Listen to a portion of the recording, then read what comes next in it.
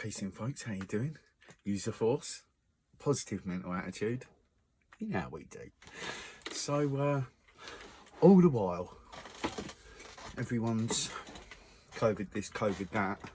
The American government are now just about to start mass printing money. You know, I'm not like I often say on numerous places, why aren't more people talking about what's going on in England? Why is everyone talking about, oh, Donald Trump, Biden this? Boris? Hancock? That chick that wants to join them in destroying the economy. And so I often say, have a look at the economy. I often say, go and see what's been going on 2008. The Federal Bank Reserve is on the American dollar, right? Which means the American dollar is propping up Europe's market and many other places that it sort of dominates. And it's massively crashing, and they're going into a mass money print, which is going to force the crash even more, which looked like it was going to happen anyway. So it looks like they're drilling into this reset that they're going to get, right? So I just think, you know, this is why I encourage, like, let's look at stuff, you know, because, I mean, it all leads to the same ends to me. But, you know, I've been looking at it all for a long time, so, you know, it would. But, you know, for anyone who's just asking questions, or for anyone who's been asking questions and still thinks there's a democracy, for anyone that doesn't realise how deep the government corruption is, where Hancock worked before, who these people were affiliated to, and who gets the contracts that they give out. This is government corruption. You know, so many different stories I hear about where there's been mass investment by the government, and then this institute's just like crash bottom out, been gutted, fallen by the wayside. The amount of money spent on ventilators, and how many people did they kill with ventilators, and how many people know about this? Because I don't hear many people talking about all the people that were killed on ventilators because they were mistreated. Young people died because they were put on ventilators because they were diagnosed with COVID. It's not killing many young people at all. At all. And because of the government lying and because of the government corruption, it's hard to believe a figure that they give out. The problem is people get ill and die every year en masse. There's a lot of deaths. Like a lot. I don't think we all quite realise because we're not looking at it. We haven't been forced to look at death. Like how many of us die each year.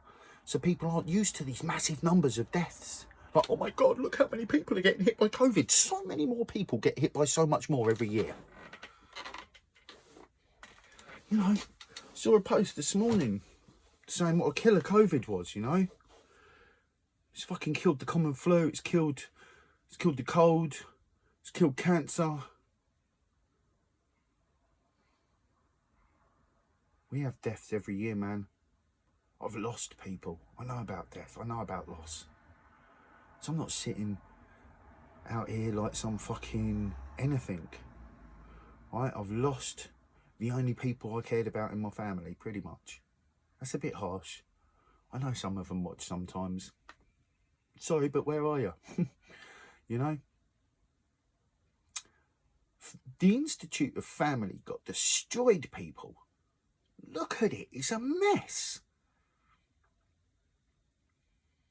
So many things have been destroying the culture of humanity.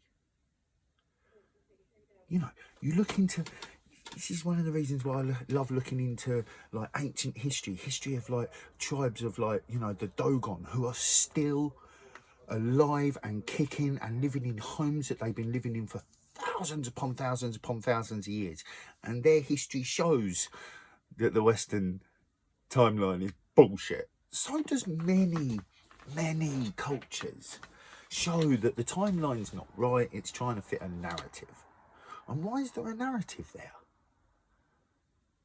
Like, if you don't know some stuff, you just say, like all good scientists I see speaking, right? And I watch a lot of science, right?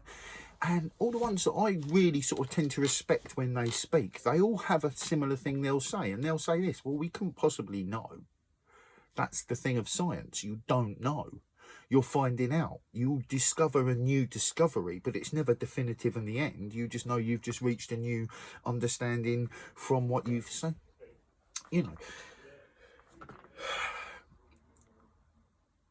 I feel like there's a perception that science is definitive. It's not.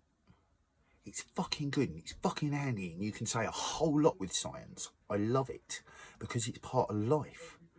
I don't, you know, science, geography, or everything that makes life, right? The alchemists, alchemy, that comes from everything is joined. There is no science without spirituality. There is no geography without math. There is no water without fire. There is no earth without wind. Like, you just not. It's all. And this is, you can see this when you spend time just to look into stuff. You haven't got to be clever. You haven't got to be anything. I don't even know what stupid is. Stupid seems to be a word that people that have a lot of information have in their head chuck at people that have less information in their head.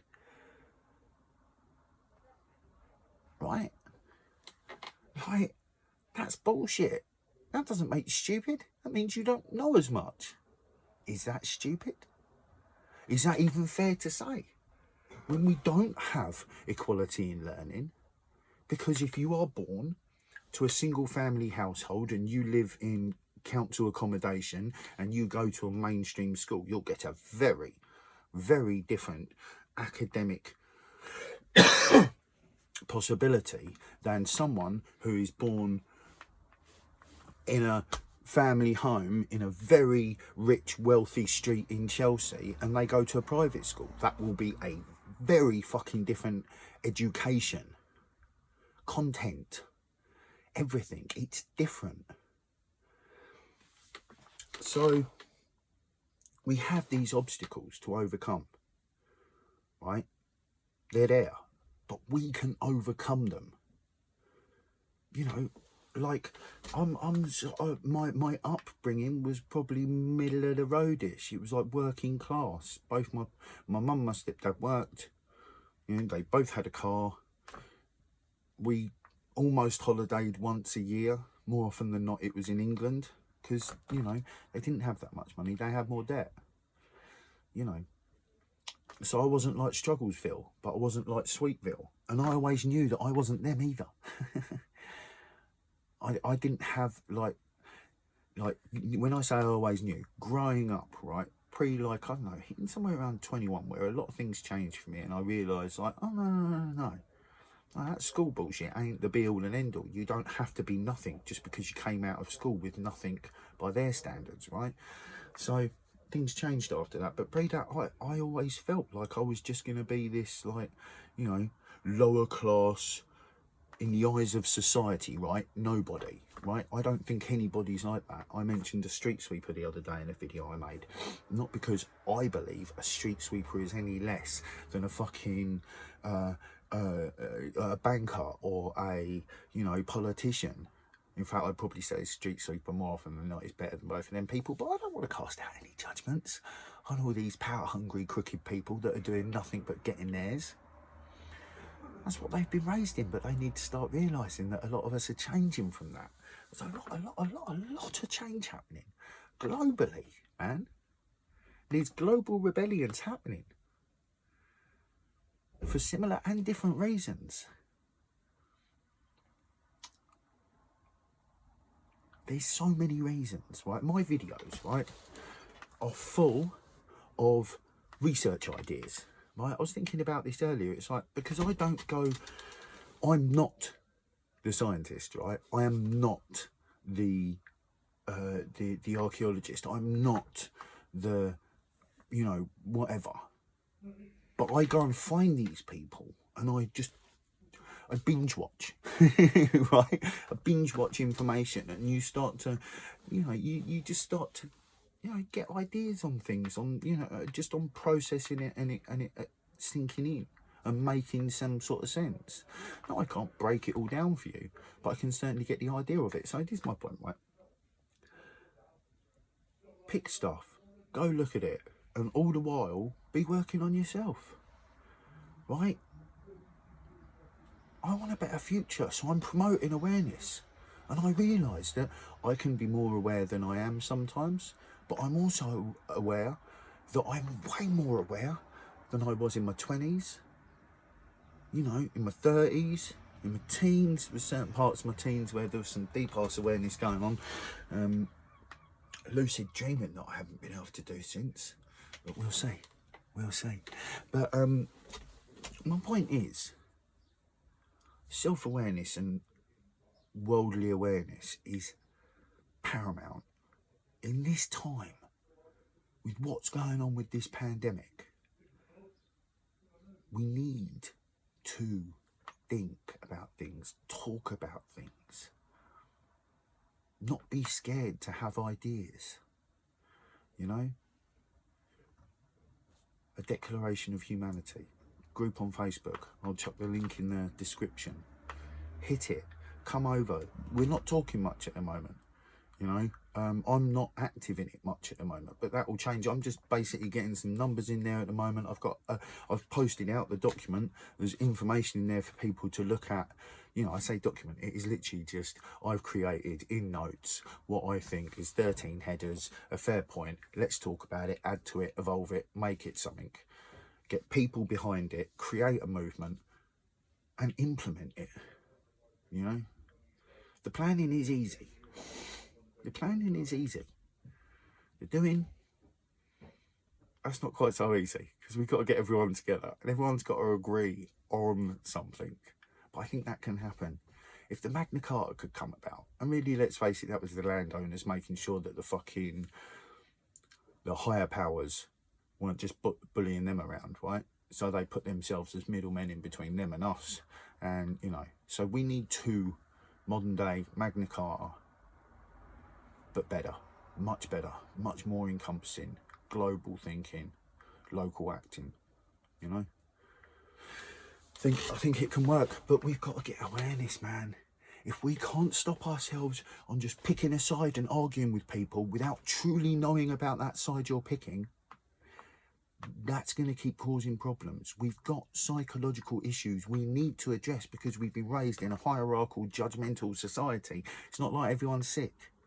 I don't think people like it when I talk about this, but it's not really the end of the world. I've been through it, going through it, retraining stuff, neuro-linguistics programming. Have a look at it. It's real easy. You can reprogram thought patterns in your mind to get rid of unhealthy things from your past or present, right?